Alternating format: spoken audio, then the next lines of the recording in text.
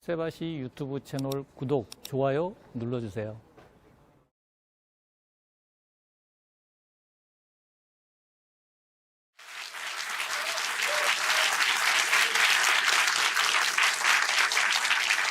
여러분 반갑습니다. 저는 안전보건공단 기술이사 배계환입니다. 여러분 지금 앉아 계시는데 편안하세요? 큰일입니다. 편안하다는 의미는 상당히 불안전하다는 의미입니다. 우리가 위험에 대한 불안감, 행동의 불편함이 사고 예방에는 첫걸음입니다. 오늘은 제가 그것을 이야기하기 위해서 이 자리에 나왔습니다.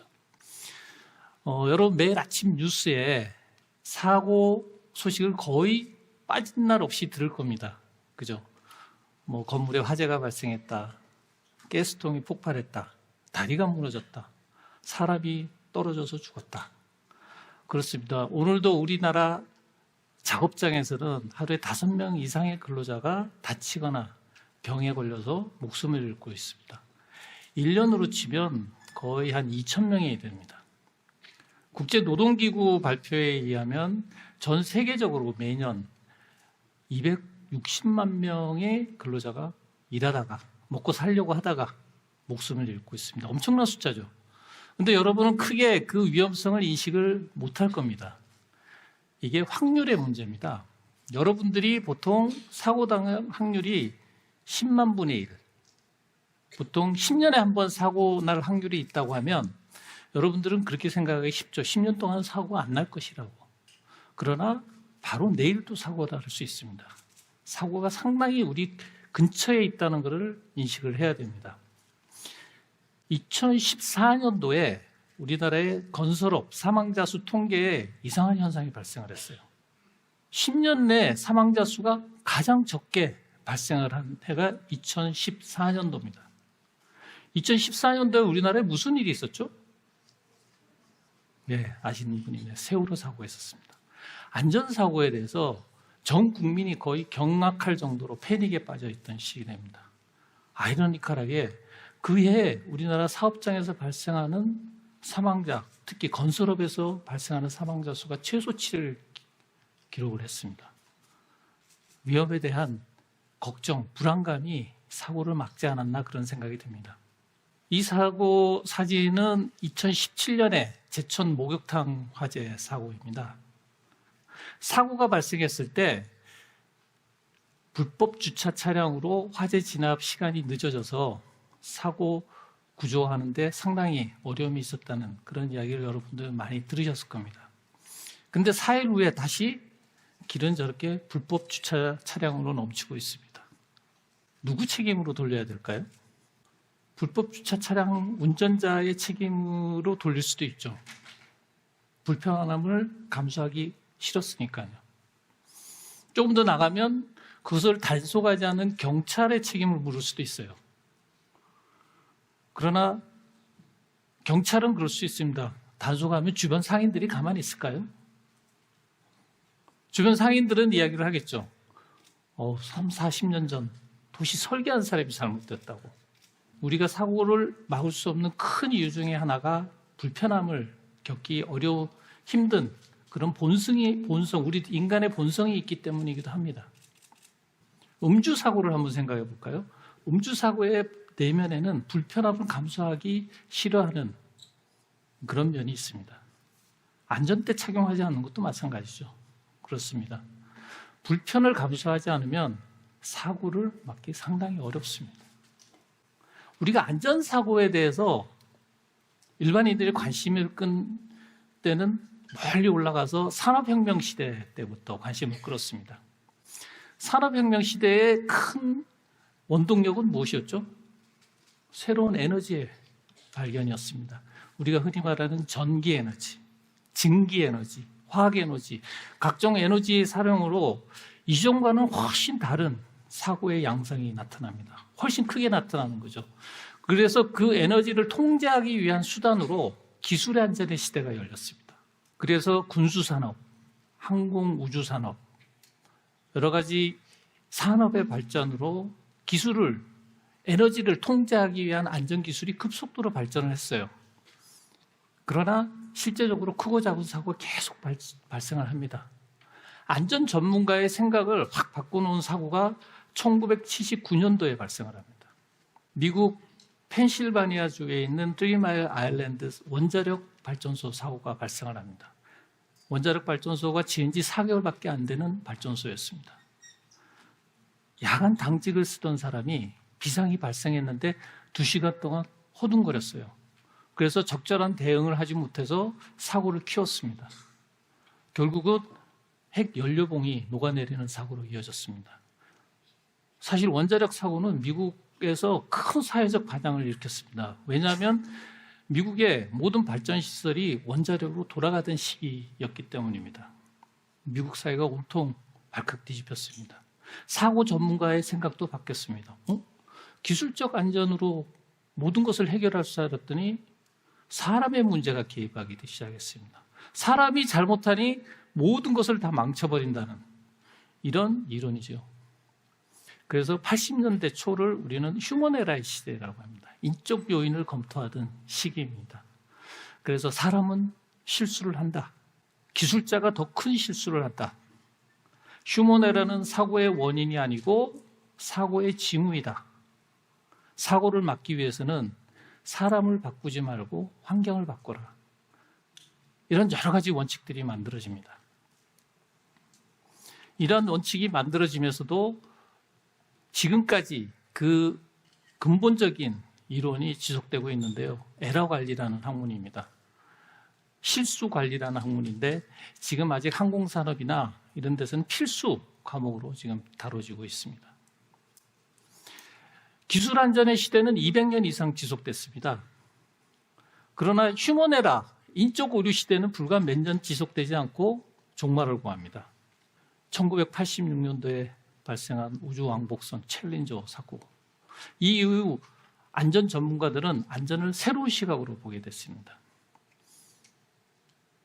1980년부터 시작된 미국의 우주 왕복선 사업은 미국을 우주 강국으로 완전히 자리매김했습니다. 미국의 자부심이었습니다. 셔틀 스페이스십, 이전과는 완전 다른 형태의 우주 개발 형태였습니다. 그러나 지속되는 발사, 챌린저 후 9번의 우주 왕복선 발사로 국민들이 약간 조금 관심을 떨어뜨리는 그런 시기가 된 게 10번째 발사의 이 챌린저 사고 시기였습니다. 의회에서는 예산이 너무 많이 들어간다고 불만의 소리가 터져나오곤 그런 시기였습니다. 나사에서 결정을 합니다. 10번째 발사에 큰 이벤트를 만들기를 결정을 합니다.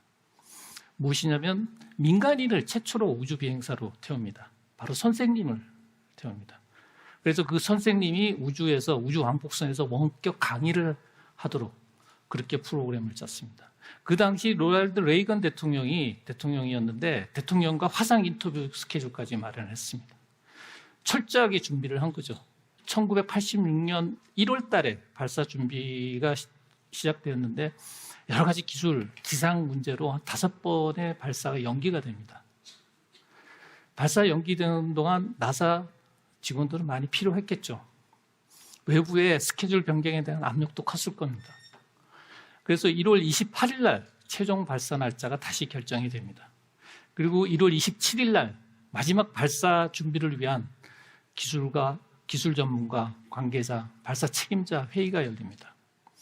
거기서 한 기술 전문가가 문제를 제기합니다. 발사 부스터와 연료통을 연결하는 오링이 문제가 발생할 수 있다고. 영하 10도 이하에서는 제대로 작동하지 않을 가능성이 있다는 것을 제기를 합니다. 발사 책임자는 물어봅니다. 사고 확률이 얼마죠? 1000분의 1이라고 제시를 합니다. 고민을 했습니다.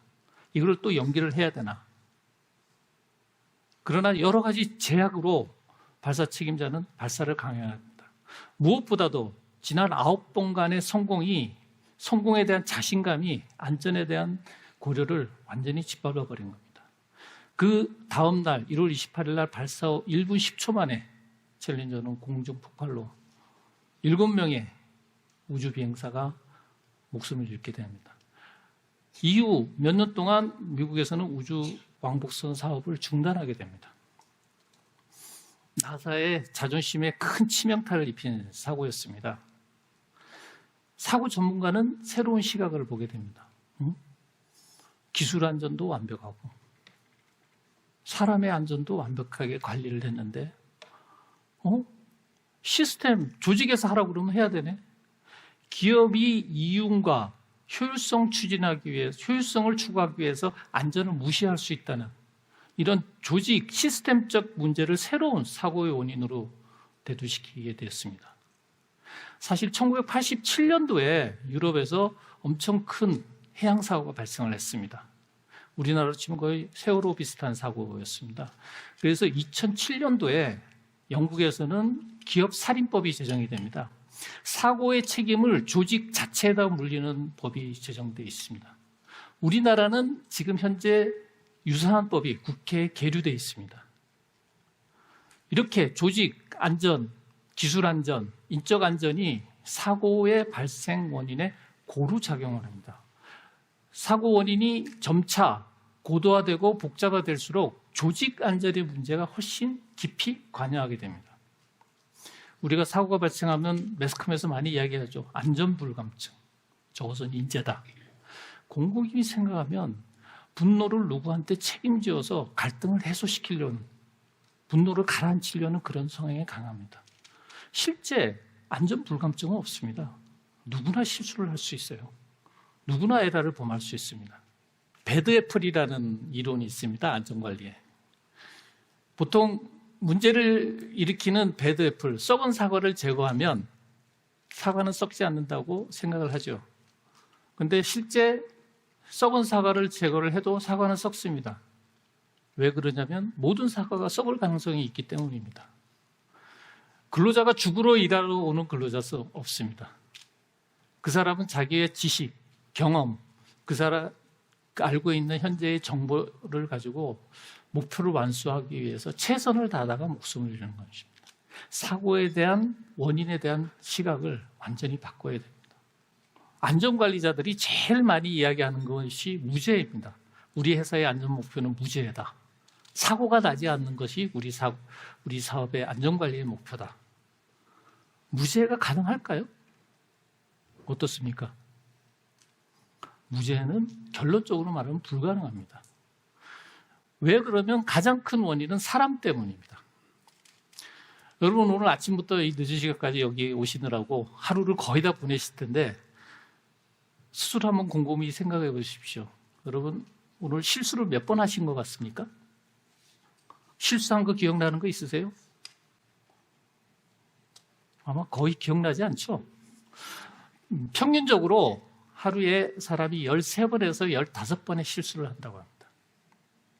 근데 우리는 거의 실수하는 걸 모른다. 왜 그럴까요? 그 실수가 결과로 나타나지 않기 때문에 그렇습니다. 깜빡이는 신호등을 팍 뛰어 건넜으면 아무 일이 없었으면 바로 잊어버립니다. 뛰어 건너다가 사고가 나면 아차하죠. 실수를 기억하게 됩니다. 그게 사람입니다. 제가 여러분에게 지금 7자리 전화번호를 가르쳐주고 30초 후에 그걸 물어본다 그러면 30초 동안 여러분들은 제가 무슨 소리 하는지 전혀 귀에 안 들어올 거예요. 그게 사람입니다. 사람의 인지 지각 능력엔 한계가 있어요. 또 한 가지 문제는 우리가 예상할 줄 모르는 외적 환경입니다. 특히 예를 많이 드는 것들이 기상현상입니다. 작년에 무척 더웠죠. 작년 여름에 우리나라 작업장에서 일어나는 산업재해가 엄청 증가를 했어요. 우리가 예측 못하는 그런 외적 환경들이 무지 많습니다. 또 한 가지는 기업 내부의 문제도 있습니다. 기업 내부의 조직 문화가 안전을 위배하고 안전을 경시하는 의사결정을 숱하게 합니다. 이런 여러 가지 상황을 볼 때 무죄는 불가능합니다. 무죄가 불가능하다고 접근하는 것과 무죄가 가능하다고 접근하는 것은 완전히 다른 차원입니다. 무죄가 가능하다는 의미는 위험을 찾아서 고치려고 하는 겁니다. 중요한 것은 위험은 보이지 않습니다. 우리는 흔히 위험이 보인다고 생각을 하는데 위험을 보이면 대부분이 제거가 가능합니다. 안전관리 철학이 바뀝니다.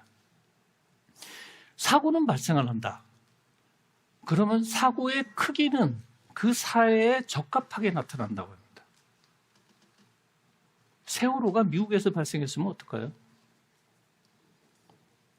헝가리 다뉴브강에서 빠진 침몰한 허블리안호가 파리 세느강이나 런던 템즈강에서 발생했다면 어떨까요?